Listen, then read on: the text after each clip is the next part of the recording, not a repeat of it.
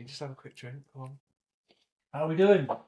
I'm all right. All right, Stephen. I've had a very good week. There's someone sat over there. I don't know. I don't look at them because I don't know who it is. This is Christopher Paul Ward, the prolific writer. Where's the that's the camera, yeah? That is the camera. All right. Well done. We're not sure what one it is, like of the three. Oh, okay. But I think it's all of it. Just, Looks on the wonk. It looks a bit like a kind of face. yeah, I think it probably is. All right. So this is Christopher. Hello. Christopher John Joseph. You said. Yeah, Christopher. Something Paul like Ward. that. He's my cousin, but I more to the know. point. It's a checking in episode, isn't it, Stephen? It is. Yes. So we thought. Well, hang on. Can you introduce without saying where you're from? Oh yeah. Well, where you're from, like where you Or live. where you live. I can talk. You don't need to not. Don't fucking start. Like, without saying. It's totally scripted. He meant that as well, didn't where he? you're from, live. Yeah. Introduce yourself. All right. I'm from Crackington. Grew up in Crack. Would I talk to you or did I look at the All right. Sorry. Yeah. All right. That's why you normally have to have two eyes. Oh, yeah. All right. No, I grew up in Cornwall. Yeah, North Cornwall, just kind of that way a little way. Yeah. To Crackington Haven. Crackington Haven? Yeah. It's about 10 miles away. So did you know? Crackington? So that's my dad's Roger. No, Roy. Roy, the delivery guy. Yes. I remember him. I don't remember. I can't remember his second name, but I remember he had a truck. Yeah. Yes. Yeah. I don't remember what colour it was, but I remember Roy. No, I definitely remember Roy. Yeah. And is that where he delivered donuts? My obsession with it. Okay. No. I used to go up that shop on a Saturday after I got my 50p pocket money. I didn't realise it was there. Yeah. No. It was there when I was a child, and now it's long gone because of. They've got like a proper Cornish twang. I've not. People, it's been sort of, worked out of me. Long. But I noticed that. I sort of turned Cornish again when sort of presented with the opportunity. So you grew up in Cornwall? Yeah. I went to Jacobstow Primary School, and then you don't want to know about that, all right? And then I went to Bude Haven. I was 1 year above you at school. Yeah. They don't look anything like us. Which one of us looks older and which one of us looks younger? Yeah, definitely. You definitely had a more stressful life than me. Yeah, I reckon so. Should we get him to say something? That's what I was fucking going for at the beginning. Without telling people where you're from, let us know where you're from. And he goes, well, I'm from Crackington Haven. Crackington Haven. In like a... Something like that. Why didn't you say that? Because now everyone knows. No, they don't. Everyone now thinks he's from Birmingham. Never even been to Birmingham. Actually, I went there for a job interview once. Did you get on? Yeah, got the job. What was it? Well, no, I didn't go for a job interview in Birmingham. I changed trains in Birmingham to go to a job interview at Stratford upon Avon. And I did go to Birmingham to a birthday party once. I think it was in Solihull. I had this posh friend at university. No one. I think, but I think it was Solihull. Or is that just the only part of Birmingham that I know? That might be why. You can bust us out some lyrics. Sausage is a loan word, so it's actually almost the same because sausage is what we call a loan word. So it's a word that's come from another country. So they'd say I think it's sausagey. Sausagey and kubi is sausage fingers. Sausagey no kubi. I like that. Yeah, because no kubi. That sounds like a really nice Italian dish. Sausagey no kubi. Sausagey no kubi. Yeah. So where are you from? I'm from Cornwall.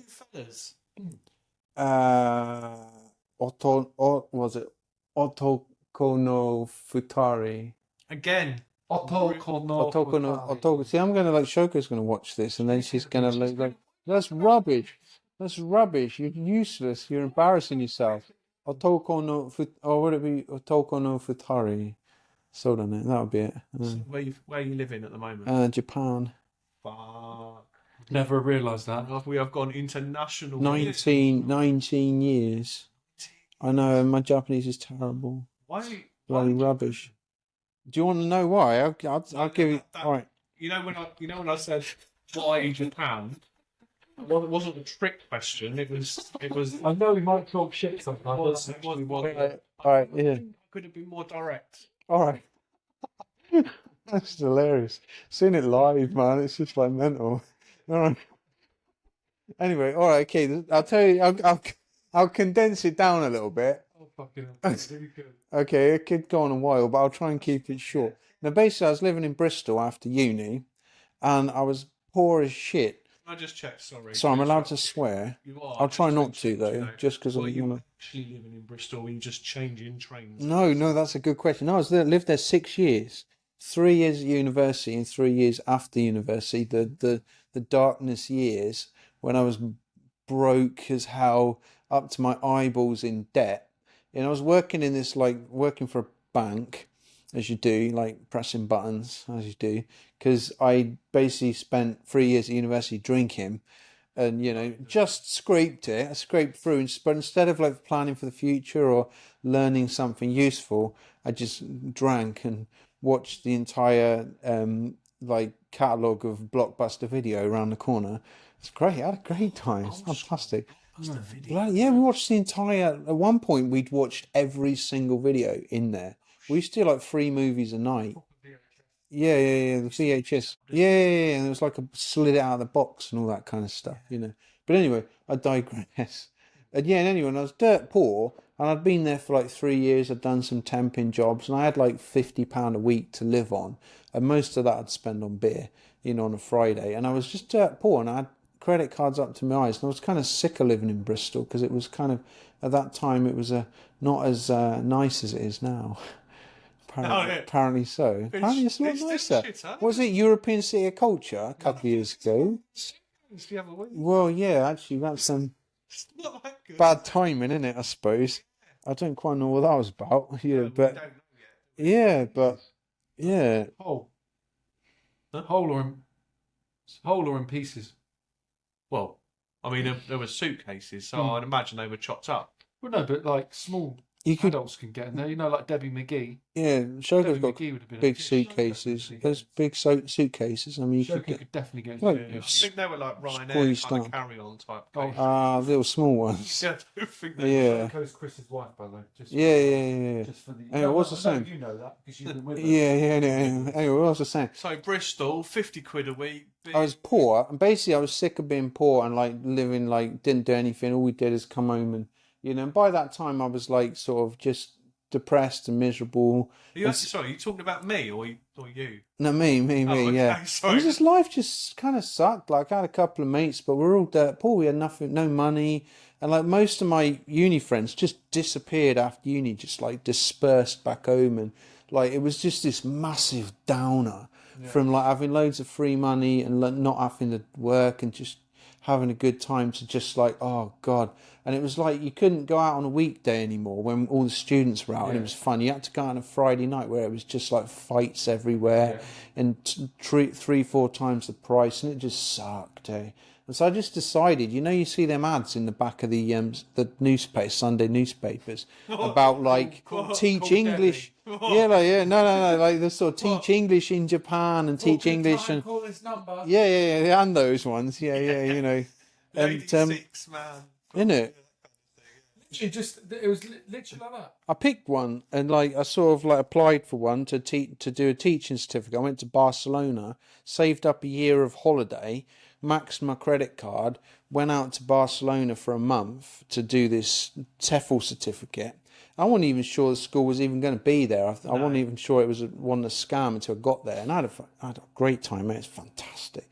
Great time. Came back, it was dirt poor still, and almost as soon as I came back, like passed it and all that, and like I was like I planned for my escape. I was like I want to go, out of. All right. I wanted to get out of, planned like that. I did it in May, and I came back in end of May, and I applied for some jobs, and I got a job in Italy starting in September. So I went over to Italy. Sorry to Were you? Because I thought you had said. Yeah, I did a year in Italy. Went over to Italy. That's great. I loved it. Fantastic place. Lived in the middle of nowhere. like right down on the heel, a place called Brindisi. It's great. I had a great time. Drinks, wine, Pizza, pizza. Oh, hella! It was this little town where it was like there was no foreigners except the teachers at my school. Like there was just not on the tourist trail. It was like, so the food was fantastic. Booze was super cheap. We had a great time. We just used to, like. So you still living the student lifestyle?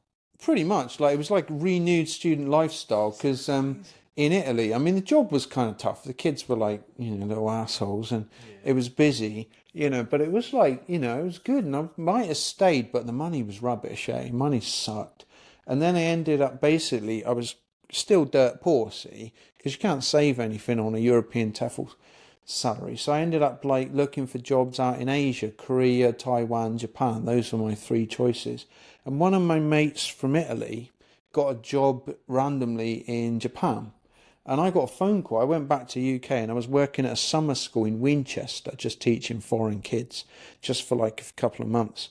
And I just got a phone call going like, oh, one of our teachers has like disappeared or whatever. Like, can you come? Did that not worry you? No, it happens. You'd be surprised how much it happens. People just go, just pack and leave, don't say a word. Japan? Yeah, they're foreigners, like foreign teachers. Some of them can't handle it. And there's been cases that I've known of where they've got off the plane and got back on it again. Like they just can't handle it. It happens. I mean, not that much, but from time to time, you get these kind of randoms that like come out for a while and then just like, oh, I'm done now, and just leave.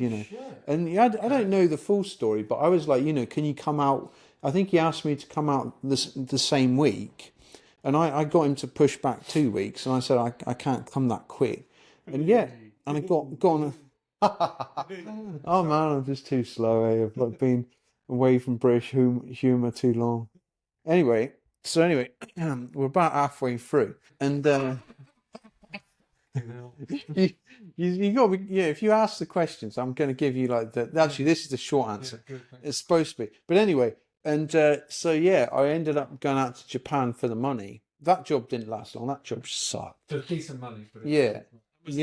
That was a private school, but like the manager kind of like he didn't give me as much information as he perhaps could have done, and I was expecting a situation like in Italy where I'm in a school where there's 5 or 6 other teachers in one building. It turned out it was one room in a train station without a toilet, and it was like there was a part-time Japanese manager who'd pop in for a couple hours, and the rest of the time I'm just sat there on my own, in this room. This is your first job? Yeah, and I didn't realise that because my friend was working for the same company but in a completely different city, like an hour's drive away. Oh, so you didn't know what the situation was. When I said to him, how many teachers are there? He said, 10, 15, whatever.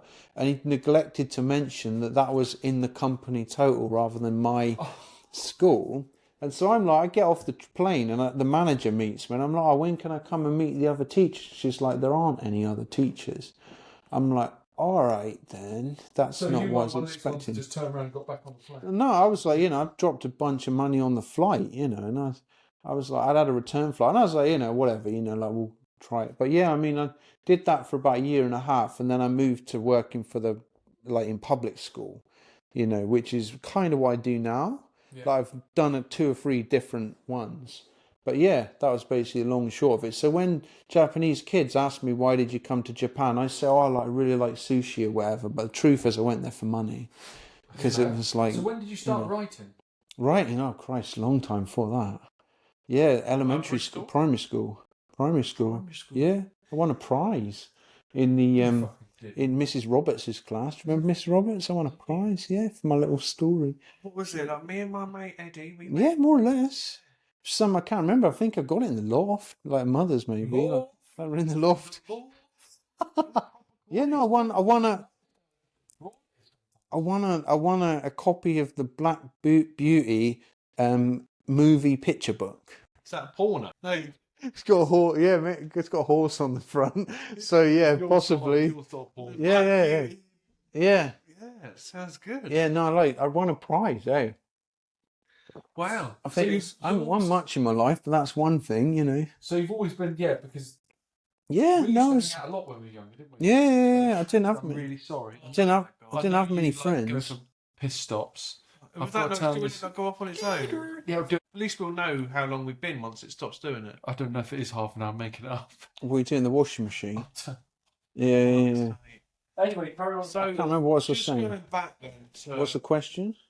Oh, I haven't asked it yet. All right, nice one. So, when you went over to Japan, Yeah. obviously stayed at the train station for a bit, Train station. and then you moved on to the public schools. Yeah. So, after that, because you've been there, 19 years? Yeah.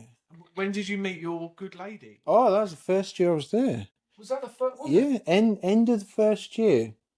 Yeah, end of the first year I was there, and met her. I've been with Shoka for 18 years. I know that's pretty long. And I've gone.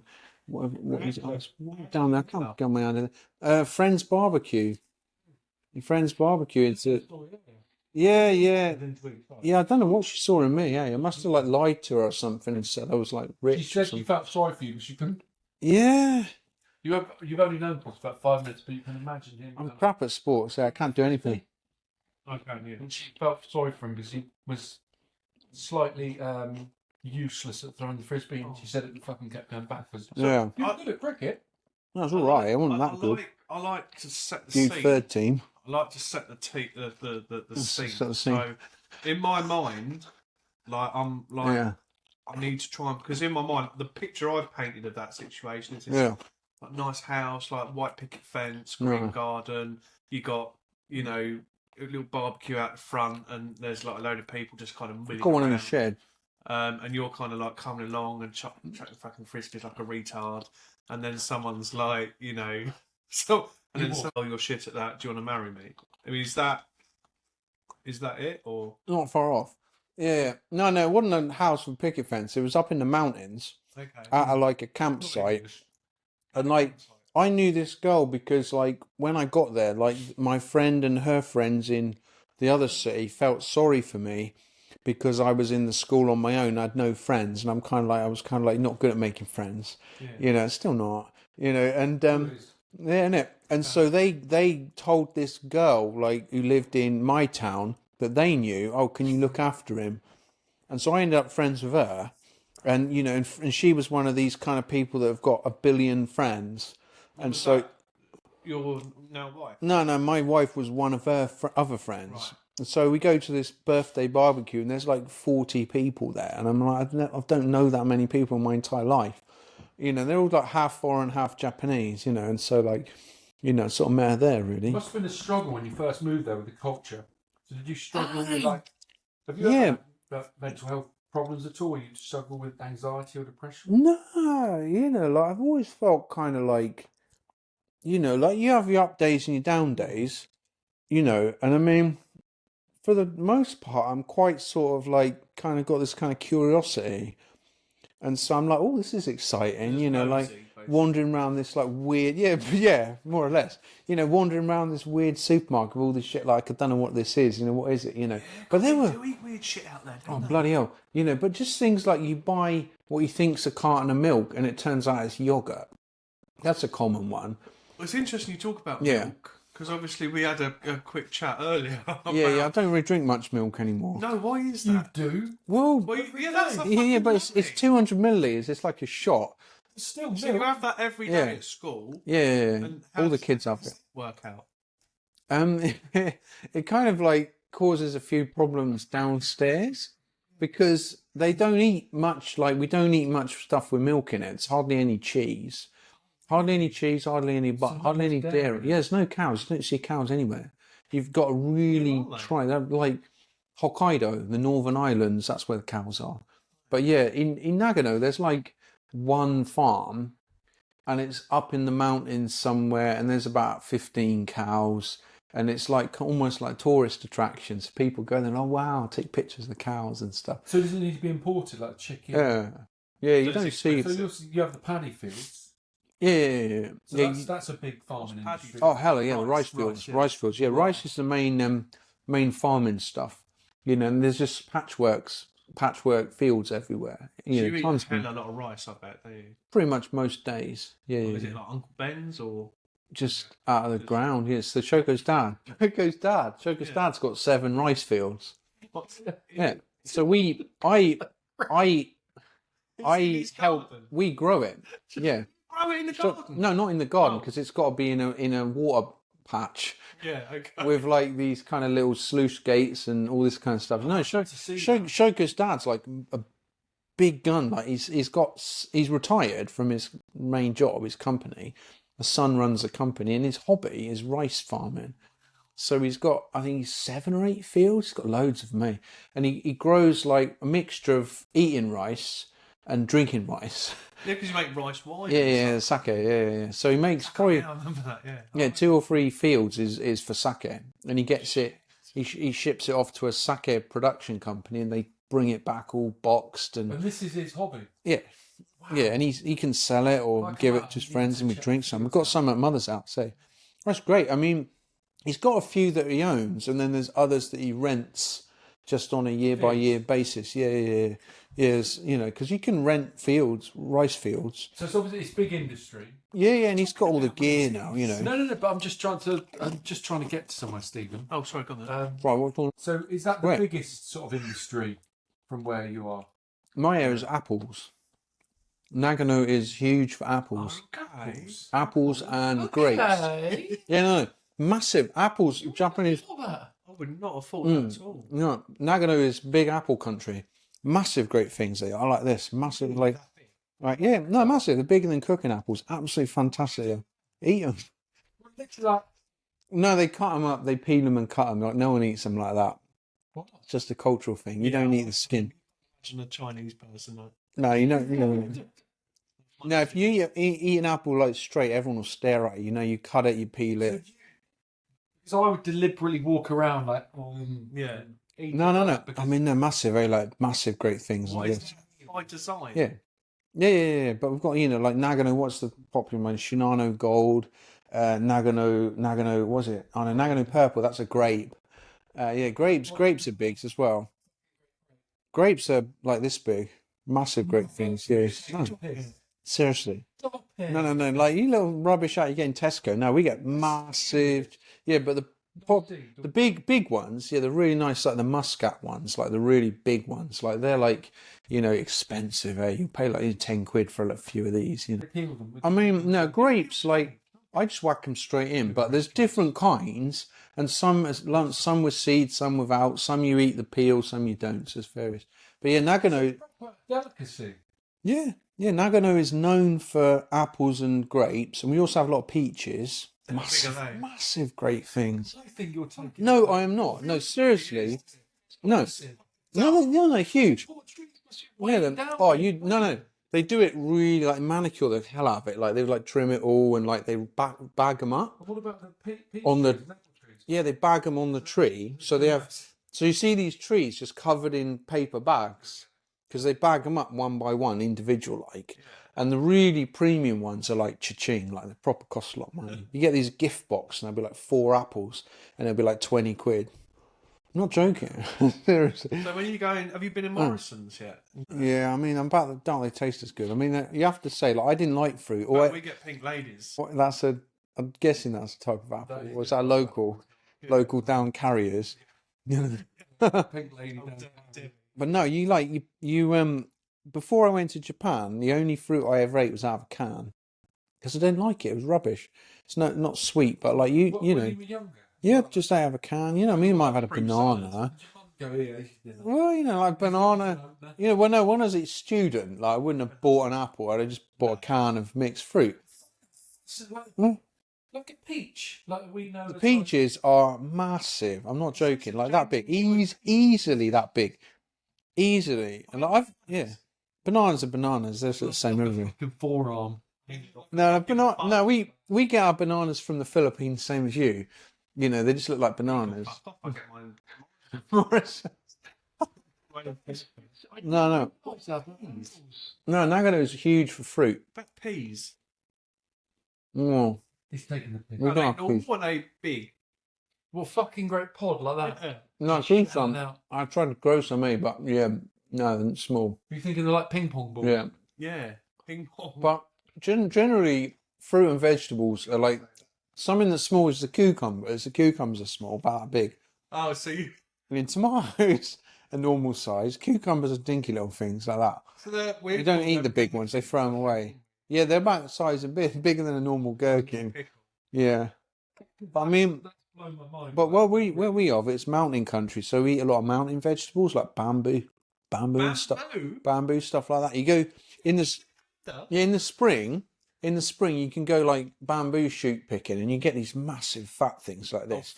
They're like triangles about this big, and they stick out of the ground, and you can just kind of machete it up, take it home, and you got to boil it. Like I don't do it, Shoko does it. I don't know how to cook it, but you know, and it's like massive, great fat points of like the massive, great tall ones you get when you get them as shoots. And we have shoots like that, aren't they? What do they taste like? Sort of like that size, aren't they? Kind of crunchy, kind of. They don't really taste much, but I mean, we have it at school lunch and stuff in bamboo season, which is probably about May. You know, we get like bamboo. No, they chop it up and put it in the rice, bamboo rice. Sounds fucking delicious. Yeah, was it takenoko gohan, which means baby bamboo rice. Yeah, no, it's popular, really popular, and lots of mountain vegetables. Like we eat ferns. Like the little curled bits. I don't know if it's the same ones you get here, but like me and Luna went picking them up the ski resort after it closed. Well, we get you dig up, you pull up the brush from last season, and you find them like kind of poking up like that, so you just kind of snap them off, bag them up. Young and sweet. Young and sweet, young and tasty. Take them home. Such a good impression of a fern, by the way. Can you do that again? They're kind of like little, little curly things like that, and you can, if it snaps clean, you can just kind of take it home and eat it. Well, no, you boil it. I think you boil it and whack in some. I mean, I don't know if you might be able to, but like no mountain vegetables as well. Big. Yeah, you just go up the woods. It's like foraging. Yeah, but I mean, everyone knows about it. Like all the old people, like this thing. It's old culture. Young people don't really do this kind of stuff. But like old people, like they go up with like carrier bags and just bring back tons of it, and that's all they'll eat for like a week. It's like ferns with rice. Yeah, I mean you have it at school lunch, and like they put it in the noodles, like just bits of fern and stuff like that. It's pretty good. Rice is like the staple. Yeah. It's like super healthy though. It's like really healthy. It's just like mountain vegetables and like soba noodles. Soba. Are they the water? Like the grey coloured ones. I think I've had them before. They stink. Yeah, I don't know really. I don't think They're like protein, aren't they? They're not really a normal. Yeah. Kind of like, but I mean, they're really popular in Nagano. That's a big thing. Is soba. We have like whole villages which are just filled with soba restaurants. Because they have their specialities. Like you go to a region, each region has its local product. Depending on what it's grown there. Yeah, and then. Even within little towns, like this town is famous for this town's famous for this, like that. So it's got like a lot of local identity. But you were saying earlier on that Nagano City, I think it's 300. Actually, it might be close to 400. I think last time I looked, it's 398,000 people. The city. Nagano is also the name of the prefecture, basically the county. Okay. And it's where you live is Nagano City. It's not a village, but I mean it's. Yeah, it's basically Japan.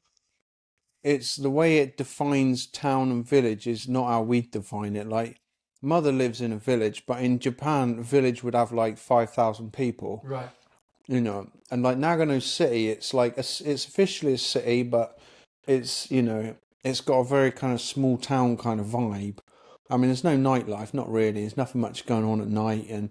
But I mean, there are literal high rises by the station. Most of them are hotels and apartment buildings. There aren't any like big office blocks. But I mean, it's considered to be like a smallish town. Huge, would you say? Yeah. Well, probably a bit big, more like Plymouth. But it's probably 4 times the size by population. But it's overpopulated. Well, the way it is we've got. I think Nagano. So Japan is something like.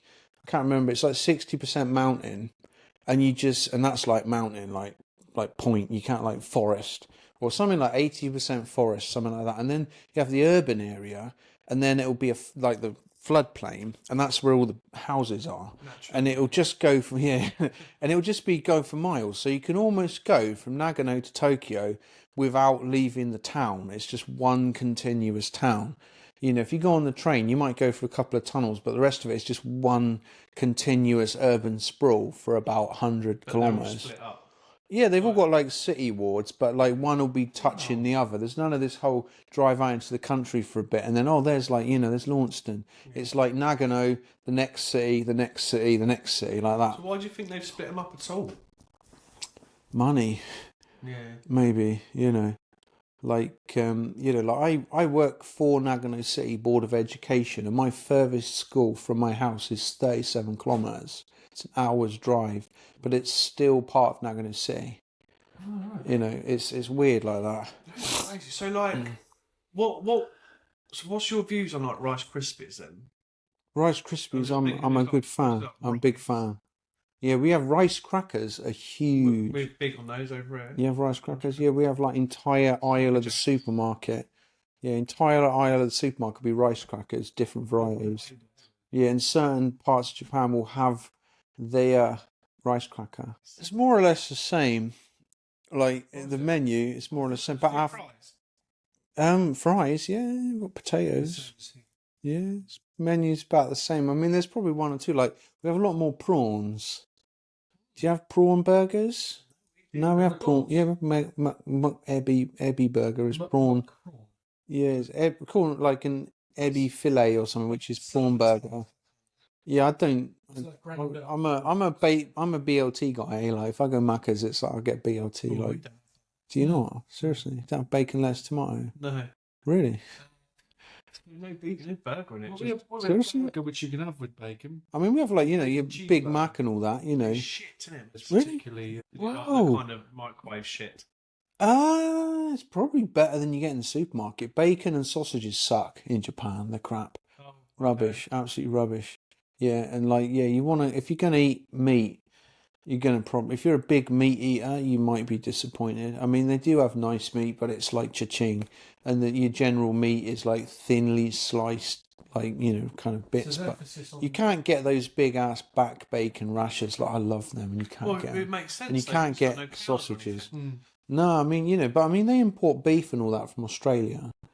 Expensive, isn't it? It's a long way as well. It's not too bad. Isn't it? It's probably cheaper than here. It's Quite closer, isn't it? So, Yeah. No, it wasn't. Yeah. No, I meant as in. Well, what did you mean? I can't even remember what we're talking about. So, what's the question? Something about what we it doesn't grow. matter. But I was going to say You said about what's the popular produce as rice, apples, and that was fucking 20 minutes. yeah. Seriously, I forgot. Have you actually asked anything? Have I just talked this entire time? Oh. Obviously, you're a teacher. Yeah. You're a writer. Yeah. Prolific writer. Churn them out. That. Very good. So you're under various aliases, aren't you? Yeah. So like J.K. Rowling. Yeah, that's my Stephen King. That's another. Yeah. Charles Dickens. That's my historical fiction name. Yeah. Just scan down. Yeah. Chris Ward. Yeah, basically, I started out with Chris Ward because that's my actual name. Yeah. And and I like started out basically like the writing thing. Like I was doing it as a kid, and I was right through. Like I finished my first full book when I was 18. Sucks. I've never actually read it through. I haven't published it because it's rubbish. It was a practice. The one after that I did the following year, and then I did like one a year, and then one or two of them were right. But like I started sending them out after university when I was like 20, 21. I was sending them out to publishers and getting them back 2 days later with form rejections, and I was doing that right through my 20s. Like even when I went to Japan and Italy, I was still posting them when I was in Italy. Christ, I was spending a fortune on postage, posting out submissions and getting absolutely nowhere. And then, like, by the time I got to Japan, it started to go a bit online. So I'd be submitting stuff online and all that. And I'd basically given up. By the time 2009 came, I got one book that got a, a partial request? You're right. What's the sofa done to you? Sorry, I get nervous. You know, in the presence of like celebrity. Yeah. Yeah. Submission online. Yeah. Partial. No, I got a partial, like a big New York agent, like asked me for more kind of thing, and that was like the closest I got, and then they said no. Oh my goodness. Yeah. So I was like, finally, I've made it, and no, I haven't. Oh, So I was heartbroken, and then I basically gave up writing for 3 years, and I just I stopped writing from 2009 to 2012. I didn't write shit. I'd given up, basically given up. I'd written this book, and I thought, this is a really good book. Finally, if I cannot sell this book, I will never write anything good enough. And that was a kind of a shit time. I was kind of, because I was like, this book is good. Like the other books were kind of crap. One or two were okay, but they're not really commercial. This is a commercial fiction, like science fiction book. It ticks all the boxes. Like War of the Worlds. Yeah, it was like like Hunger Games kind of thing. I was like, if I can't sell this, I will never sell anything, and I couldn't sell it. So I was like, just and I sort of like life sucked. And I didn't I just kind of carried on as you do. So and then, no, I was just kind of like gave up. I started doing other stuff. I started writing articles that I was sending to BBC and things like that, and writing online reviews. And I was just like making no money. I mean, because I was never making any money. So it wasn't like it wasn't like I was like, I'd gone down from something. I'd just spent 10 years being rejected. So I was used to it. It was almost like a game, like how many rejections can I get? And I just gave up writing books because I couldn't write anything better than what I'd written.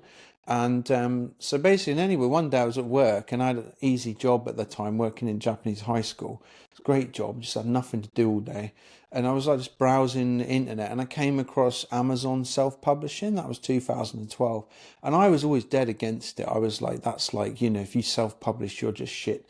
You're just like, you're not a real writer and all this. And I was just like, sort of give it a go, And I just kind of got like addicted to it.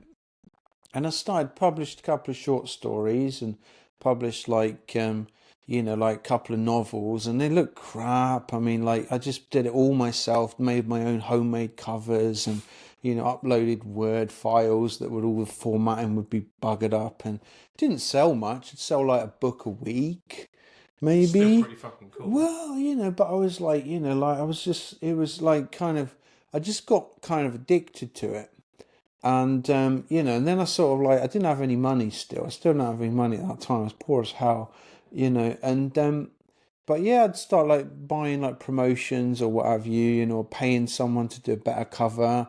And just gradually, I sort of built it up. But I mean, I didn't really get anywhere until about 2020. So I basically had 8 years where I made nothing. So it was in 2020 sort of all clicked into place? Well, basically, I was writing under my own name, and everything I wrote was kind of sci-fi, and I was whacking it all under the same name, and a couple of them did okay, and then for a bit, and then they dropped off. But I was piling in multiple different genres under the same name, and Chris Ward is not a very author-y name. So I was like, people were telling me, you're not on genre, you're not branding properly, you've got to do it differently if you're going to get anywhere. And I ignored it and ignored it and ignored it. And I was like, no, I'll be fine. One of these books is going to click. None of them did. And eventually, it was, I think, 2018, so I'd been doing it for 6 years. I'd not made a penny, it was all minus. But I just started cranking them out, 3, 4, 5 books a year. And I decided to write a Christmas book. And I was like, yeah. That one's called I'm Glad I Found You This Christmas, a rom-com. Christmas rom-com. I'd always wanted to write a Christmas book. And I wrote the entire book. It's 23 days. That's the fastest I've ever written a book, 60,000 words. And I wrote that book, and I put that book out, and that started selling. Under your own name? I changed it a little bit. I'm a CP Ward, because I can pretend to be a woman. Because people think it's a woman, and I don't show my actual face on the profile picture and things. I just got a stock image of a woman's arms writing a book. That's my profile picture for CP you Ward. have just shaved your arms, couldn't you? Yeah, I could have done actually, painted my nails or something, or whatever.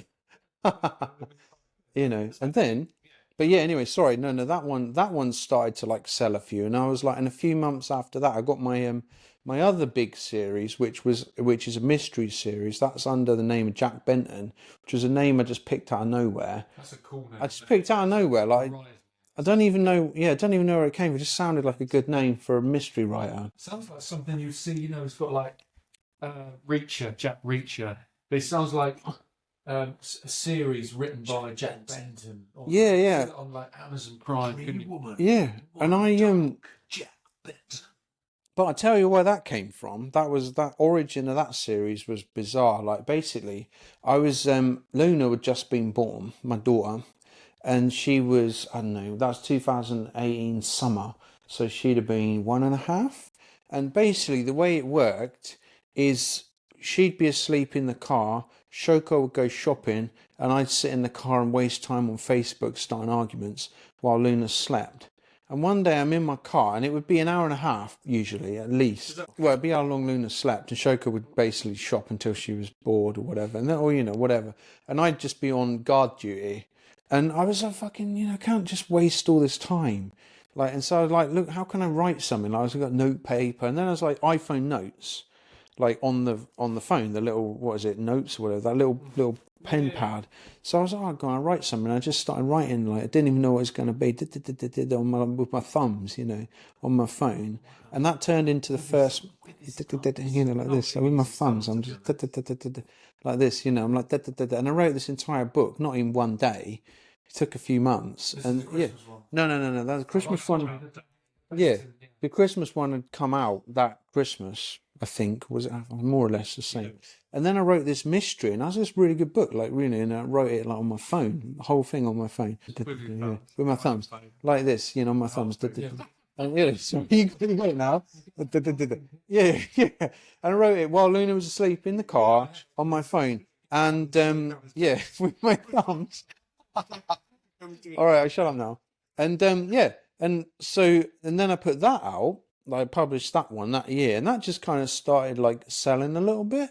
And so that was The Man by the Sea, that one. And it was like I wrote the entire book without having any clue what it was going to be about. Originally, it was going to be a ghost story.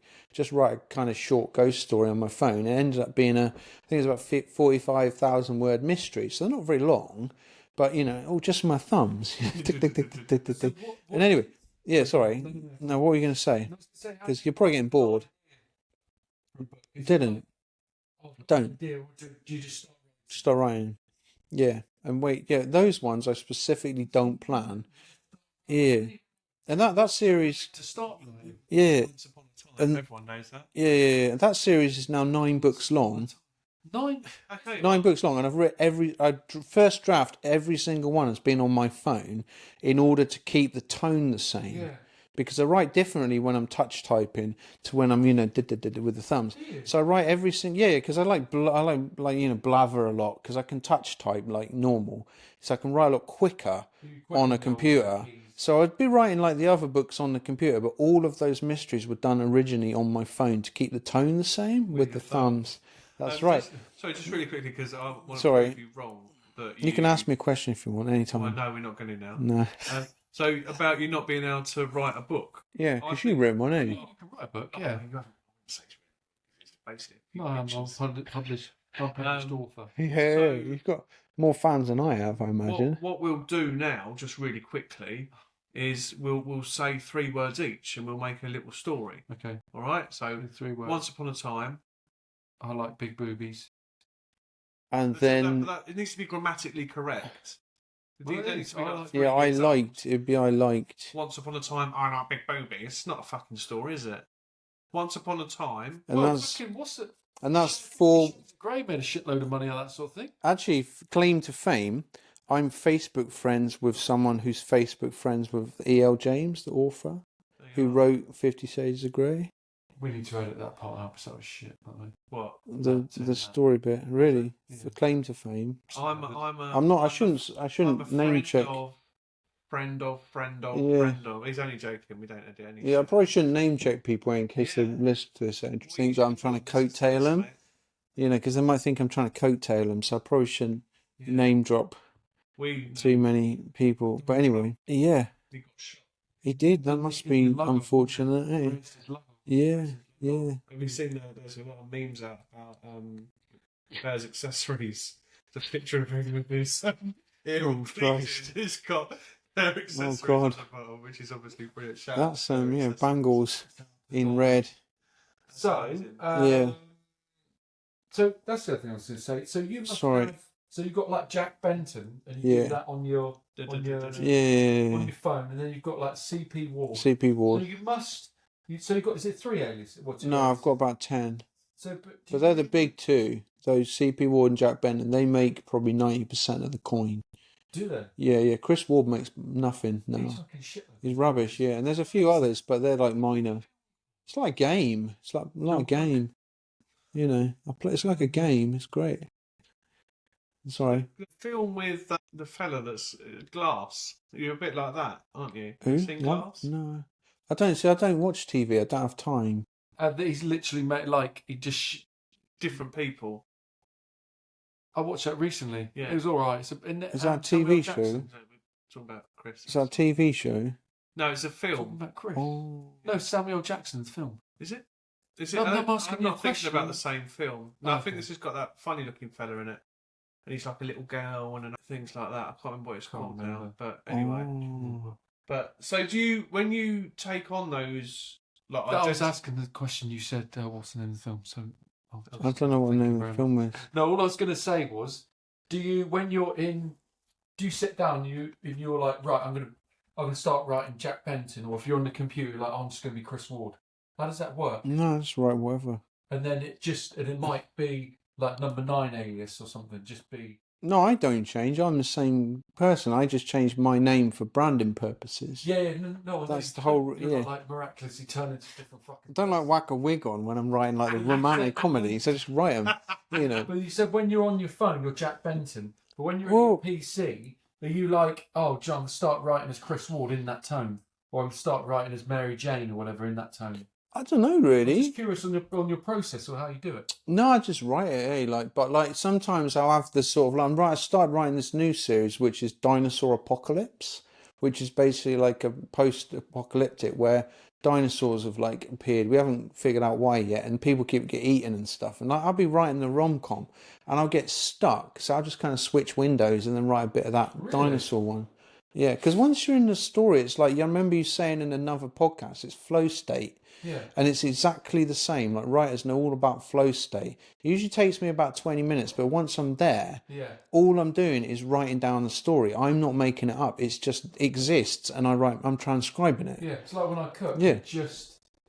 I don't think about what's happening. You don't have to. I mean, you literally get it out, turn it over 20 minutes on 600 watts. It's straight in. It's like press the start button. But you've said about it when you go into meetings.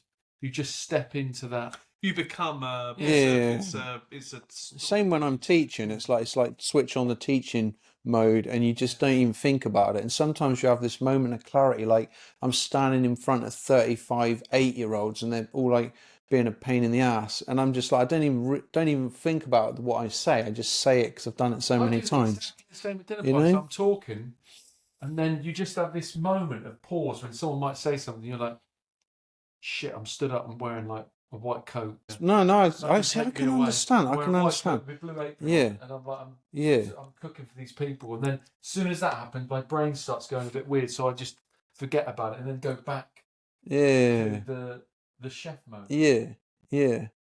No, that's it. No, exactly the same. You know, I mean, obviously, when you're writing, you're like on your own, and you just sat there at the computer, and so long as no one distracts you, you can get into the flow state, and you can just kind of stuff just comes out. It's just smooth. Can you go for like a couple of hours? Or? No, I could do about an hour probably. You know, I get tired and I need coffee, and you know, and that then it, you know. But I mean, yeah, I don't write that much. I only write about an hour a day. You know, if that. You know, So most how many days. hours Depend a week. I don't know, but probably about 50 a day, roughly. You know, depending, big. You know, but I mean, it goes up and down. Like you have a day. Like I had a day one day. I'm selling 2 a week. I'm lucky. It's not, well, it starts like that. My first year, I sold about 400, and most of those were in one promotion. The rest of them is like one a week. So if you had to give advice to Dave, Yeah. like on how to sell more books, what? You need, if you're going to be an independent writer, you need a lot of books. Like, there's no marketing machine behind me. My selling point is my other books. and I have one of them. Each series usually is free. The ebook is free. Like I still make money from the audio and the paperback and all that, but the ebook is free, and that's your loss leader. Yeah. And like you have a free book, and you'll get like 100 downloads of that free book, and then you might get 5 sales of the next book. But then if 5 people buy the next book, chances are the same 5 will buy the book after that. So and the longer the series you have, the more your sell-through will be.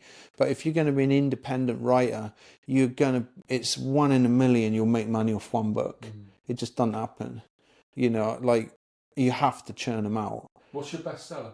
My bestseller is the second Jack Benton book, Clockmaker's Secret. Again, because the first book was free for a long time, and that's only sold probably on Amazon. It's sold about 12,000 overall. The second one, yeah, the first one sold about 10,000 because I switch them out and I make the second free, and currently the third book's free, and so I mix them out. And like that, and I can do that because it's a non-sequential series. It's the same main character, but you can read it in any order, which you can't do with a sci-fi, for example, which is a one story. That is another problem you have. But yeah, about probably 20,000 total, just that. Amazing. But I mean, it's Really but cool. say if that was HarperCollins, they'd be like, that'd be rubbish, that'd be nothing. Yeah. But for an independent, You can't get into Waterstones or anything. I know you can order them. I think you can order them on the catalogue. If you went into Waterstones and you asked to order it, you can order like the paperback. But yeah, they don't stock any. They don't exist. Every now and again, I'll go and put one in there. You did that, didn't you? Yeah. I put one in Tesco's. When in Launceston, I was like looking, I was putting my book on like the shelf in Tesco's and walked. So yeah, I don't know what happened to it. Yeah. I put like 2 of mine when I first got them, and this lady was looking at them, and I was like, yeah. Inside it said free copy, tag me in it or whatever, take it. Yeah. And this woman was looking, and I was like, oh, I wrote that. She's like, yeah, bullshit, looking. dude. So I took the back. He bloody I can't didn't, believe I liar. did it. So there's a picture of me on the back going like that. So I got it. I was like, see, it is me. That ain't you. Free, you can take it. I was like, suppose you can take some kind She of. tries to take out Tesco's, she gets arrested. Yeah. Well, that's what Gets jumped by the security. I don't know what they do, Like they got, like mine's got a barcode on the back. I mean, they'd be what's going on here. Probably they're tapping the number. What's going on? I was gonna say, it wouldn't be instant, would it? No. But I mean, you can, like it's all internet. I mean, the internet's given me a career. Like I had nothing without the internet. I've been nothing. I've been English teacher. That's all. Whereas But I mean, the kind of English teaching that I do is like, it's the same thing. There's no progression. You don't get pay rises. You don't get promotions. You're a year contractor, and you can be cut like that as soon as the budget's done. And that's one reason I wanted to have a kind of a backup plan. And like another income. I don't believe in having one income. I think it's dangerous if you've only got one income, because that you lose that and you're screwed. I could go full time now. I own enough money from it that I could be full time, but I kind of like my job. I kind of like. I like. He doesn't want one. Yeah, I like. No, but I'd spoken to him about it before, and he said, he wasn't selling enough, and if he was, he might do. Yeah, I mean, I am now. I am selling enough now. You told me different before. That I could, but at the same time, it's one of those things that if you like, you could rug gets pulled out and you lose it. So I kind of like this. Yeah, I mean, it goes up and down. No, sort of an average. Yeah. And I mean, my summer is my low period. Winter, because I've got 9 Christmas books. I've got 5 autumn books, themed books. I've got 9 mysteries that are like gloomy moorland kind of style. Where are they set? Rural. Like one of them, most recent one's set on Dartmoor. But yeah, I mean, I should have been more set them in the same place, but I was kind of like here and there. And so I basically now, I just keep it kind of rural, small town. Have you got anybody that you know in one of your books where you're like, actually, this character's like my mum, and you'll sort of use their traits? No, not really. So it's you all just... Yeah, well, I don't know really. Like, not people I know, but like if I see someone interesting in the street or whatever, I might be like, oh yeah, that's a good look for a character or whatever. But I mean, I don't really do that. And like, I live in Japan, so unless the character's going to be Japanese, it's very difficult to do that. Japanese characters? Yeah, I've got a couple of books that are set in Japan. Like I've got one series, don't sell anything, that's a mystery series that's set in Japan. What's it called? That's the series called Tokyo Lost. And there's 3 books, and it's like kind of romantic suspense. There's a Japanese main character and a foreign main character, and they kind of get together while solving a mystery. Do you ever have sex in any books? Oh Christ, no! It's always off screen. I can't. My mother reads Off them. screen? I mean, it's rare. It'd be like, oh yeah, and then they shut the door, kind of thing. I couldn't, because I just can't. Like, my mother reads it. I'm like, I can't write that. I mean, I've got. John, you know, was looking at Johnny Funny. They I went mean, to the bedroom, chapter 2, that kind of thing. I mean, yeah, pretty much. Yeah. I can't. Like, they'll have a peck on the cheek, Like I write these romantic comedies, but it's mostly like dodgy English in jokes and then eating. Yeah. And like, eating like mince pies and stuff, and like they'll have like a mince pie eating competition and things like that, and that'd be a whole chapter. And then there'll be like You do not fucking pad it out, don't you? yeah, and then no, and then they'll be like they go on a reindeer ride or what have you, and then they'll and there'll be like a Fucking sell so many books. I don't know, just have enough, so many of them, I guess. And then there'll be a peck on the cheek on the last page, and that's basically the romance. But I shouldn't say that because then all the old biddies that follow your podcast won't buy it. Yeah, but you did say you have a lot of old biddies that buy. A lot of most of the people, because I get fan mail, I get actual fan mail. It's mental. It's amazing. Like mostly email. I've had a couple of letters, mostly emails, and it's mostly the people. It's like they're kind of like older women. 50 plus sort of thing. 40s, 50. Yeah. What alias?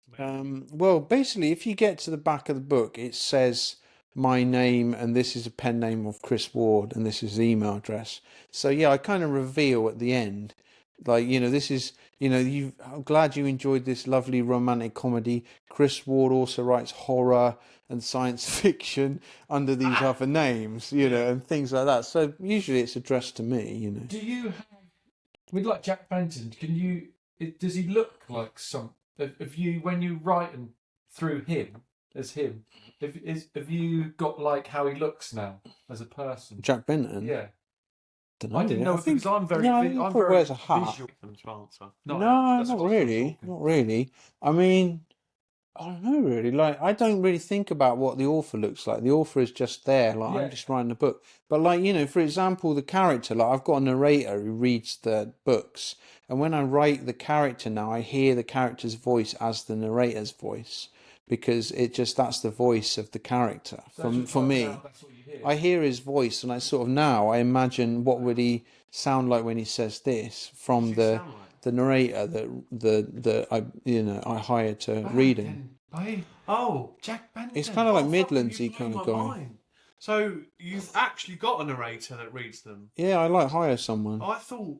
Oh God! Oh bloody hell no! In your book, a narrator that was reading something. Oh, that's part of the story. Oh, and also, I don't get it. Different. Yeah, I'm working on that now. Yeah, I'm getting that. Yeah, I'm sort of like getting into that. Was it Spain or the Netherlands? No, Netherlands. That's a cash sink. Christ, no. I'm currently doing really well in. Yeah, Italy and Spain are doing really well, really well. Like I think last time I checked, I had the #1 free book on Amazon in Spain, and I was at one point I had the #1 free book in Spain and Italy, and actually in Mexico. I had at the same time, and this was without any promotion. I hadn't done anything. I just put them out. I had a free book, and the free book was selling the rest of the series. But my 2 best sellers this month, in what month is it? July, is one book is Italian and one book is Spanish. And then my 2 biggest sellers this month. Sexy in Italian and Spanish. Like. Yeah, I don't know what it says. I mean, I assume it reads all right. Well? No, I haven't had them narrated. Just had them translated. I mean, yeah, I could do, but like, I don't know. It's one of those things where I'm like not really sure, But it's like I'm still in the hole for the money I've paid out because I've dropped money on lots of different languages and not all of them have worked out, and so it's a case of like, I don't know, just, like wait for it to earn out a little bit and then, maybe I'll think about that. But yes, I'm expanding. I'd love to, but I just can't afford it. Can you not just do it yourself? I can't. I'm not good enough. I'm not. My Japanese isn't good enough. So Luna, your daughter. Yeah, she's 8. Amazing. Half English, half Japanese. Yeah. Wow. How does she? Which way's the half? She looks like her mother, thankfully, and like she's got her mother's looks. But thank God she doesn't look like me. But she does a little bit. She's got my hair colour. She's got my hair colour. Pretty standard hair. Yeah. Not ginger. Yeah. Most Japanese people got blacks, dead straight black hair. Luna's got my hair, so it's kind of a bit frizzy and all that. But yeah. She's fine. Like she's. What's it like growing up as a kid in? Busy. Yeah. They get a hell of a lot of homework, and school hours are much longer. Like Luna starts school at 8, finishes either 3 or 4. It's like these bloody flexi hours. They change it day by day. It's not like here where they give us like a week ahead. They give us the schedule when it's going to finish that week. Bloody does my head in. Yeah, like 9 years at Bude, I went to every single day, same time, finish. No, it's really annoying the way they do that. And then she comes home at 4 o'clock, and she has to do about an hour of homework every day. Wow. And it's brutal. And holidays are really short. And school holidays are there's no half terms. Summer. Luna starts back, I think, the 23rd of August is when she starts back. And her term, if she was there, because she's obviously in England, her term would finish it's about a month, about 24th, 25th of July. So it's about a month. I think the kids have far too much holiday. There's a hell of a... As a parent, I agree. As a kid, I'm I'm sad. But as a parent, I'm like, week's enough, isn't it? Send them back to 2 days, that's enough. What would you want? The weirdest thing, or weirdest cultural difference between, obviously you've lived here. What's the weirdest thing? It's not necessarily odd, but just I suppose the biggest cultural difference. That's a good question. I don't know. I don't know. Yeah, innit? I don't know that I could put my finger on any one particular thing. Oh, it'd be nice if you could. Yeah, I don't know really. Because there's so much, it's just completely different. But for example, one thing is that we have the public baths, and the Japanese are really reserved. And then you go to the public bath, and everyone's completely butt naked, cocks flopping around everywhere, and and they're just completely butt naked, like this. And yet, you come out, and they're all just won't talk to each other, look at each other. It's indoors. No, we have a bath, but they like water. They like hot water, so they like public. Yeah, and there's hundreds of them everywhere. I love it. It's great. And there's I go all the time. I went I'd go every day if I could. I love it. Well, it's about that deep, I don't know, up to about here, and yeah. Yes. I mean, you go to a complex. There'll be for example, there's a big one really near our house, 5-minute walk here to that building, whatever that green thing is over there, right, 5-minute walk, and it's got a women's section, a men's section, because there are mixed ones, believe it or not, but not many, and they're usually remote up in the hills. I've been to one mixed one where all the women had towels on like that. Why? Because it was, and there was 3 people there. Well, they're not. And gender stuff, aren't they? And they do they just keep the towel on them? In the mixed one, yeah. Mixed one, yeah, they did. I mean, there was only about 5 people in it, because it was this mountain one, in this middle of the nowhere. But yeah, the big one, it'd be all men or women, and there's there'll be a big indoor bath or 2, then there'll be a big outdoor bath, and it'll all be, if it's natural, it'll be yellow and crusty and lime scaled and all that. And it's great. It's so, the water stinks of sulfur, and it's fantastic. And then they'll have their the jacuzzi and a couple of others. There'll be a sauna and a plunge pool and all that kind of stuff. Then you come out and there's a restaurant and beers. You can get beers and vending machines and stuff. But then you'll go to a remote one in the hills. Well, there'll be you go in and it'll be slightly bigger than that table, and there'll be 3 people in it, and you'd be all right there, squeeze in the side, all right, Naked? was a bath. You wash. Yeah, no, I know. I'm I'm washed struggling to get my in it. head around that when there's loads of other people in it. Because obviously, culturally, that's This what is- they do over here. We don't do it, so it's Well, this is what I mean. Like, you can imagine like going in like a bath with like 30 other guys. It'd be just like a punch up or something, But everyone's just like, no worries at all. Don't think twice of it, And like when you get over the fear of it, like you don't even care, you don't notice, and no one really looks at you any more than they look at anyone else, And What thing to do in life. You sort of overthink what people think. First time is absolutely harrowing, but once you get used to it, it's fine. Do you remember your first time? Is it like... Yeah, it was like well scary. I'm just like, whoa, my God. And then, you're like, Jesus Christ, got to get in the water real quick. So there was all these. Did you have a boner? No, Jesus, no. It's like practically Sorry, like boy. reversing. Yeah, that would be a shock. Hey, I've not, I don't know, don't want to go there too far. Hey, So but when you got off the plane, yeah. what was the first thing? So when you got a taxi, you said you met your manager when you first went over. What was the first thing you were like that made you realise, other than the obvious things? It didn't look anything like I thought it was going to look. Not anime. Yeah, no, my image was it was going to be like a bunch of temples everywhere, and it isn't. It's 7-Eleven after 7-Eleven, just thousands of things. There's 100 metres from my house, a convenience store, like American-style convenience stores that sell literally everything, and they're 24 hours and they're everywhere. And, and I'm like, there's another one, there's hundreds of them. And there's 5 or 6 different brands. And it was like, we get on this bus and there's this almighty great green forested mountain right in front of us. And then there's a 7-Eleven, and then there's another 7-Eleven. There's another different kind of convenience store. Then there's like and the wires, because of the earthquakes, they have all the wires above ground. Yeah, and I mean, there's like, yeah, it's not like when you go like Vietnam where it just looks like a fire waiting to happen, like, and it's just like this. I mean, it's like well made, but yeah, there's wires everywhere, just millions. Yeah, not like a massive one. I've felt earthquakes, and yeah, it's weird. You'll just be sitting there and it'll just start going like that, and you're, whoa, Didn't you say? Yeah. We spoke about this earlier on. Didn't you say? So what happens when? Just before it happens, you said you get the phones go off like, and it's scary as hell. If you're in the supermarket, like everyone's phone's going off, it's like, whoa, yeah. It's like, and I said to him, do you remember, was it last year? No, They last tested year it, before. didn't they? And everyone's phones went off at the same time. It's freaky. Fucking idiots in this car. I'm turning it off. I don't want the government tracking me. Yeah, no, it's freaky. But I mean, yeah, we had the last big one we had was in New Year, bang on New Year's Day, and that was the one that just north of us, about 200 miles north. That was pretty bad. Like, set off a bunch of fires, and I think a couple hundred people got killed. That was a solid earthquake. I think it's about 7. Like the really big one with all the tsunamis, when that one happened, I was on a plane back to the UK. So I got off the plane, went back to Bex, my sister, and and they woke me up in the morning. Oh, Chris, you better look at the TV. And it was like, holy shit, just like, what the hell?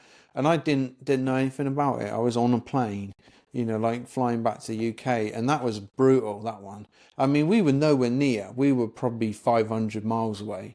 But, even then it was proper shaking, apparently. But I mean, me and Shoko, I remember 500 miles when it's still shaking. Oh, hello. Yeah, you can feel it. I mean, the worst one me and Shoko felt, that was one that happened, the epicenter was probably 100 miles from us, maybe 50 miles. We were in the cinema. And we were watching Interstellar. Do you know that movie?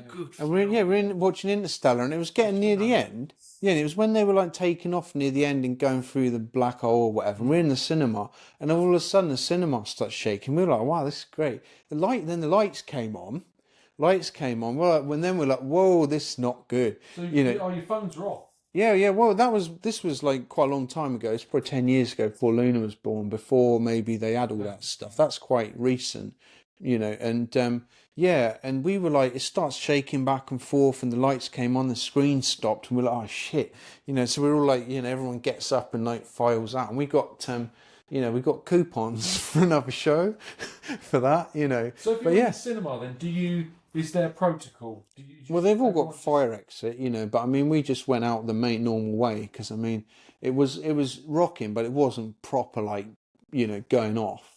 I mean, I've never felt like a really bad one, you know, where shit's falling off the walls and stuff. Just like you're sitting there and it'd be like someone's pushing the sofa back and forth like that, you know, and like stuff will rattle and things, you know. Just saying earlier on, like this country, we're not prepared for snow. Yeah. If it gets too hot, the fucking road starts melting. Like over there, Yeah, they're prepared. Like they're really like if we had an well earthquake, you prepared. know, I know they have like very Yeah. very small ones over it. Yeah, But there's if we had a big one just randomly, That'd be fucked. we just Yeah. have a clue. we have evacuation. Like every school gym is an evacuation centre. They're all set up with all the packs for the refugees and all that. Yeah, they're totally ready for it.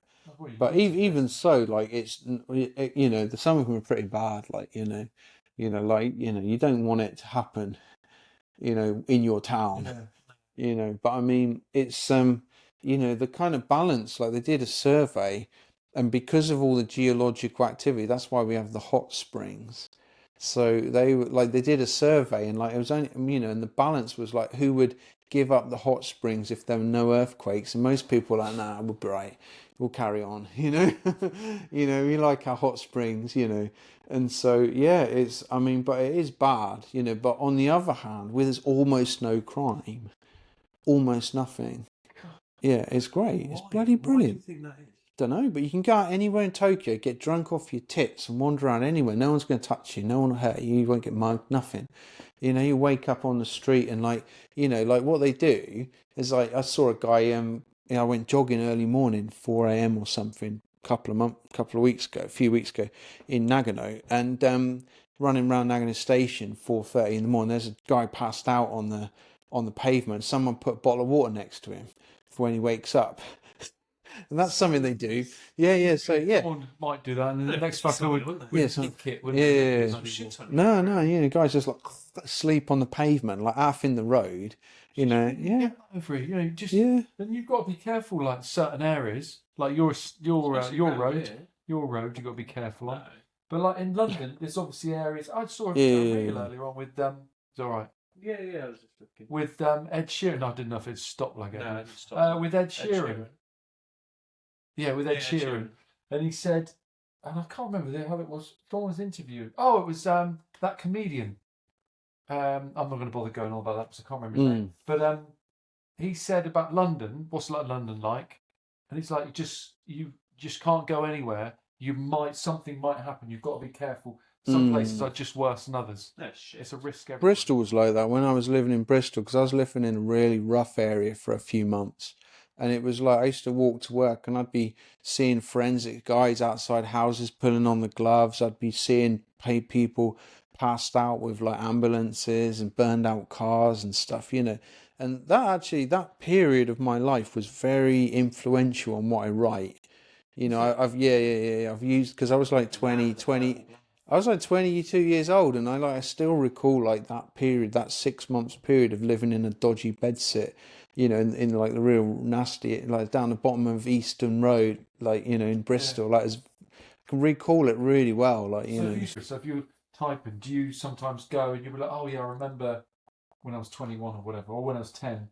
I remember that experience, and you'll sort of tap into that and use experiences to Yeah. accentuate that. Yeah, time to time. Depends on the book, you know. Not so much on the dinosaur books, but you know, yeah. I like the rom-coms because what?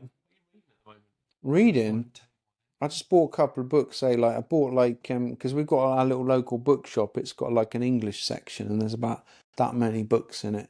And I'm reading. I'm just reading this book called The Travelling Cat Chronicles, which is about a guy that takes his cat to these people that need a cat in their lives, and it's very, you know, emotional.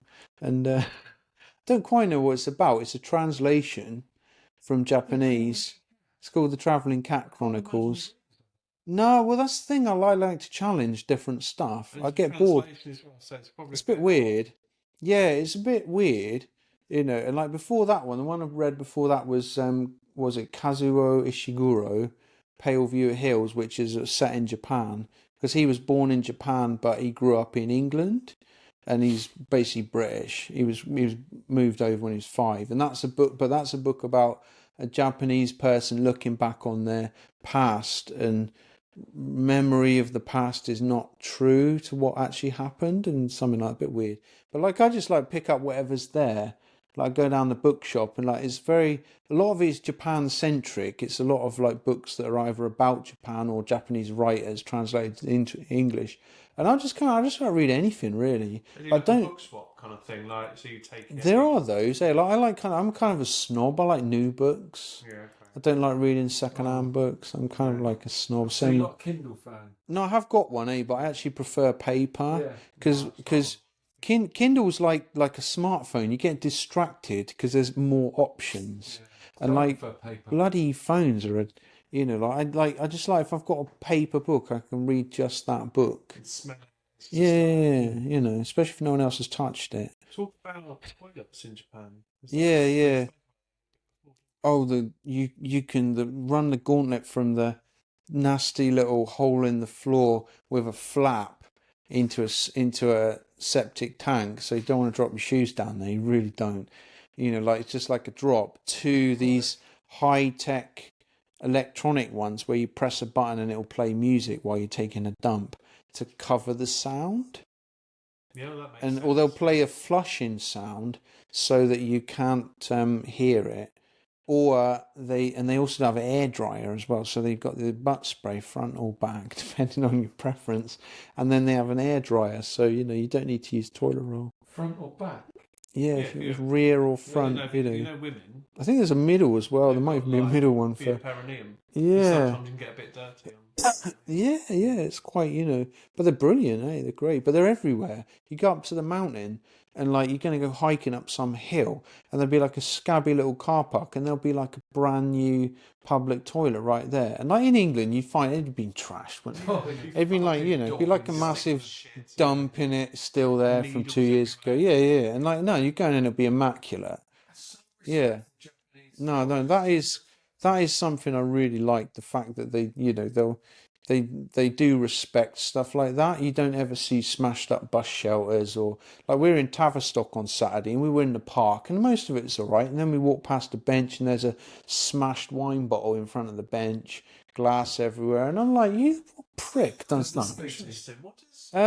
In Japan, no, there's nothing, almost nothing.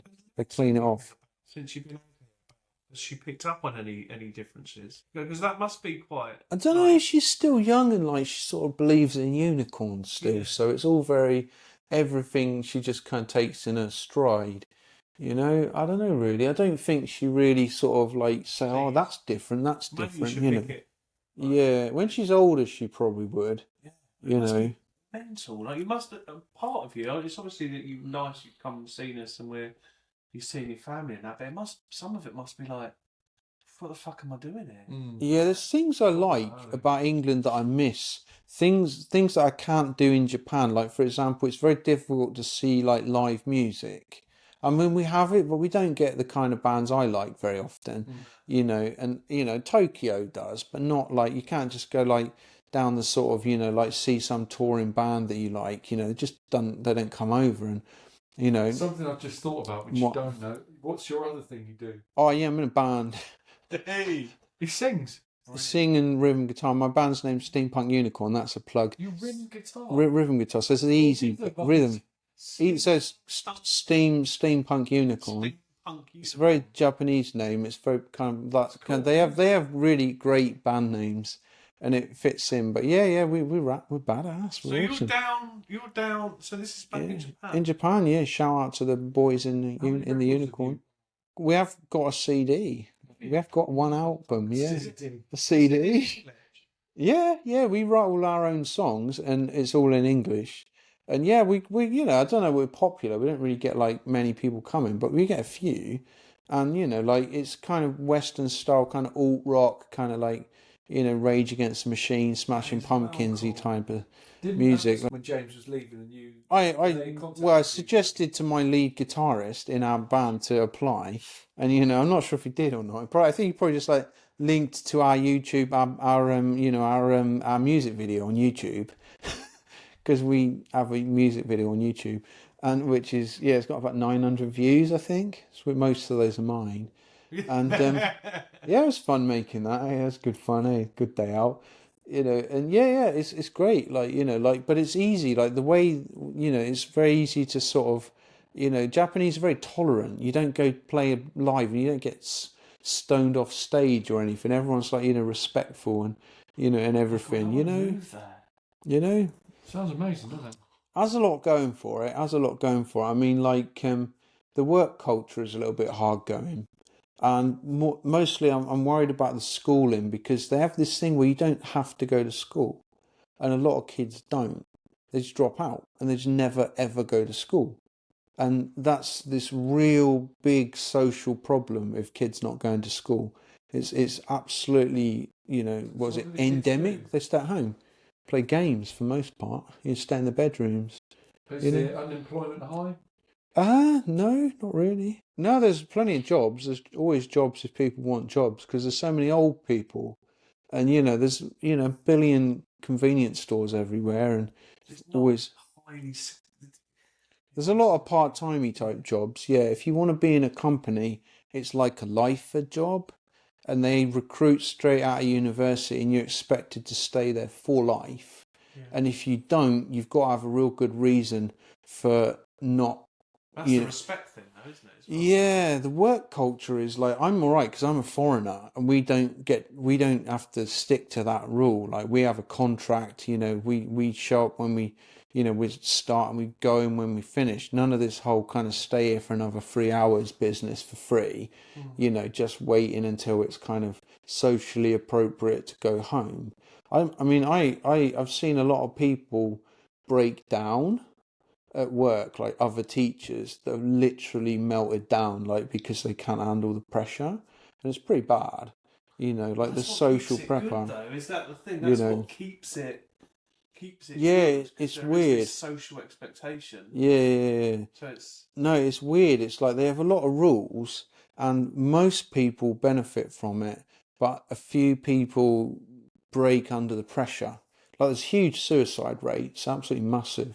Massive suicide rates, and the shut-ins, what they call the hikikomori, like the recluses.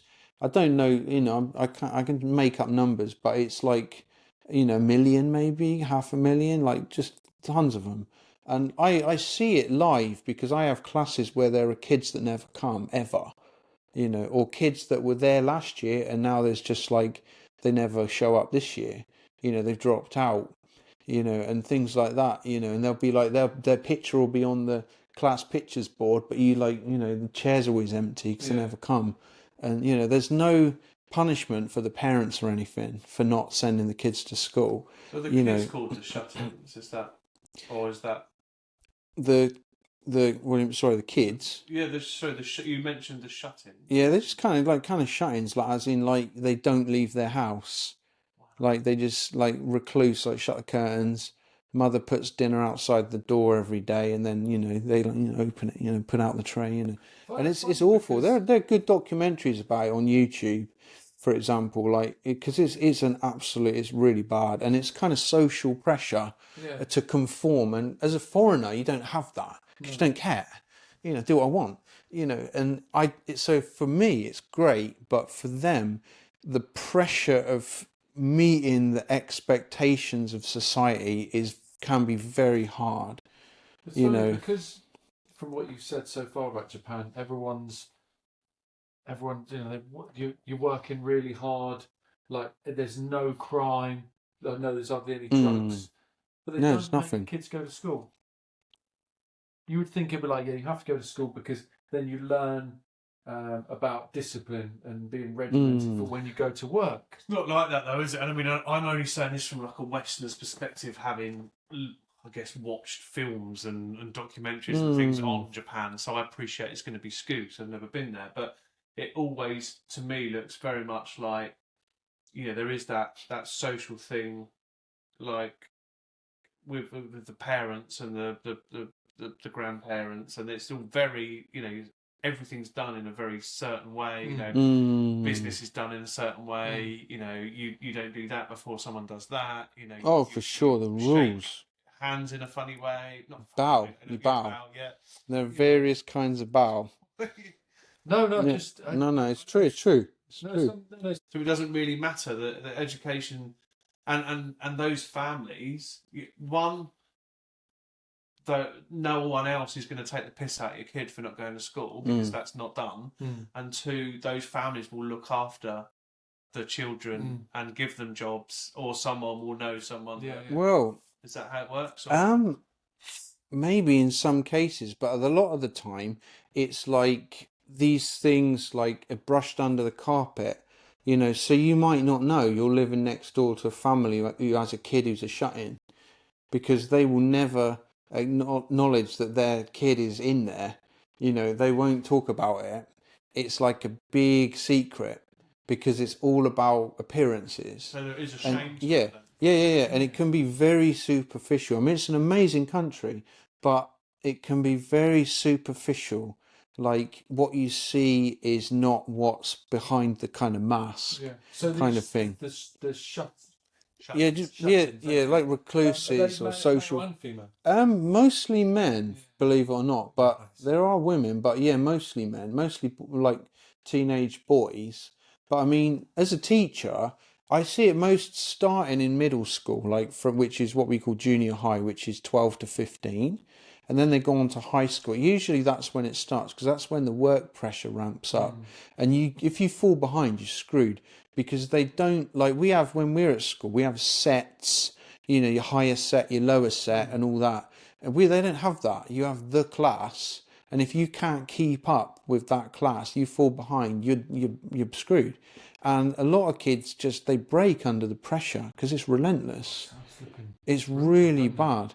And, I've had classes where there'll be 2 or 3 empty desks in every lesson from the kids that never come. And, or I might have seen them once on the first day of term and that's it, never see them again. And it's really bad. It's a really bad situation. So is there help for like mental health? I was going to say, what is the help? Yeah, for what's mental the health? I don't know. Like because it's a foreigner, it's hard to get detail on it without proper investigating. But I mean, the teachers will ring the mum up every day. Oh, how is he today? Oh, he's still in bed. Oh, okay, then right, never mind. Maybe tomorrow. Bye. And that'll be it. They'll check in. Is it like over here? Because obviously there's social services. Yeah, but there's a lot more help online with mental health now. I don't know. Is it changing over there? I mean, there are I guess for kids that are have trauma or abuse or whatever, there are kind of foster care and that kind of thing, because a couple of my schools up in the mountains, most of the kids were from a dormitory kind of thing, like a kids home, and sort of they would be from Tokyo or wherever, that had been moved to Nagano and just lived in a dorm, kind of thing. But I would never, no one would ever tell me why, and because I'm the foreigner, I'm just not involved in any of it, But I mean, yeah, I don't know if they really can get through to him. I mean, because the parents will be like, oh yeah, he's fine, he's just in his room. Yeah, they don't want to admit it. It's, oh, he's in his room, he's fine, he's on his phone or his computer. Haven't seen him for 2 months, but whatever. The light's still on, so he must be alive. And it's very much brushed under the carpet, and that's it's a really big problem. So if you had mental health issues, is it something you could talk openly about? Could you could you get there are psychiatrists and doctors if people want them. Yeah, no, it exists. I mean, the health system's pretty good, right? So yeah, I mean, but they have to want help, and a lot of the time they withdraw from society into their World of Warcraft or whatever, and and that's becomes their reality. This is another reason I really don't like computer games and smartphones, because this has given them an alternative reality which they can use to hide away from the rest of the world. And it's just, I mean, you could say, oh, perhaps he's happy just sitting in his room all day long. But it's not just kids. It happens to adults that break under work pressure, as well. I mean, as well as the suicide, there's the ones that just quit the job and go and live in mother's bedroom, because, the family unit is very big. It's not many kids will not really move out until they get married. So you'll get these 40-somethings that are, just living at home because they're just working, but live with their parents. And then one day they'll quit their job and shut the door, and that's it. and it's a huge problem. I mean, if you want better details, you'd have to YouTube it or whatever. But I mean, it's a really big problem. There's a social aspect, like I guess as a man as well. Yeah. I mean, it is mostly men, but I mean, at school there's a lot of girls that don't come, and a lot of the time it'll be from bullying or what have you. But like men is more like workers, a lot of workers, like what they call salary men, which are just your standard office workers. They'll crack under the pressure and they'll either, like do themselves in, or they'll withdraw into their, safe space, And it's a big thing. It really is. That's the thing. It's got so many rules to society, and that's why it's nice for me, because I don't have to fit to any of those rules. But I even see it with Shoko, like the wife. She has to fit to a lot of the rules that I just ignore. So you're saying earlier on there's a lot of rules that she struggles with. There's a lot of pressure. Yeah. And again, feel free to say I don't want to answer that, but how did it work? Obviously, I don't know, with Shoko getting with you as a foreigner. How was that viewed? I was very lucky because her parents were like really open-minded, and they've been really nice to me literally from day one. Really, really good to me. And I mean, like I've always got on with them. Some probably get on with them better than she does. But I mean, that's not always the case. And, without naming names or direct examples, I know people that haven't got on with their in-laws, or their in-laws have not been happy because their daughter or son has been with a foreigner. But yeah, I was just very lucky that they're kind of open-minded. And like her family, I get on fine with all of them, really. So in general, is it that Japanese would prefer Japanese? Generally... That's traditionally the case, and I think in a lot of that's still quite true. But foreigners do have a kind of exoticness about them. I know. The last thing you're is exotic. I know exotic. I know. More like Joe Exotic. Yes. But anyway, do you want to hit him with the? Well, I had just a couple more. Really. All right. Yeah. God knows how long we've been going on. Like I don't know. My watch has run out of battery. Yeah, it's quite a long one. But, all right. Okay. Well, yeah. No worries. Pokemon. Is that Pokemon? They don't actually exist. They're not real. But like the Pokemon is the whole. There are like I wouldn't say there are actual ones like around, but like you see the toy ones everywhere. Yeah. And Is it a big thing? Oh yeah. Oh bless her. No. It's massive. Yeah. Pokemon, all that stuff. Anime is huge, absolutely huge. Yeah. What do you say? He's banging on about Mario or something. Yeah, I ain't seen that. No, I've never seen that. All right. Bless her. I think. Yeah. No, I haven't seen the. Yeah. Real Mario Kart, I haven't seen the Mario Kart, but I mean, you do see some pretty random stuff, especially in a big city, not so much in Nagano, because it's basically a farming town, but you go, down Tokyo, Osaka, Yokohama, the big cities, then it can be like, a cross between Blade Runner and Mario Kart, it's mental, it's great, absolutely fantastic. But yeah, it's nuts, but yeah, you'll see all that kind of stuff, and so what is your definition of love? My definition of love? It's a good question. I wasn't really expecting that or a prepped an answer. Obviously not watched the... Yeah, I remember you saying, but I'm trying to remember what your answers were so I can quote. I don't know, probably, I don't know, respect for each other and, sort of like contentedness in the presence of other people. Contented in the Because I remember Dave saying something about how he's never actually happy. And that rung totally true of me because I'm the same. I'm never happy. But I feel a sort of sense of contentment, which is fine. And I'm satisfied with how I feel, in the same. But I don't get this kind of like very much euphoric happiness or, and I would rather be just kind of like, okay, so I don't sort of,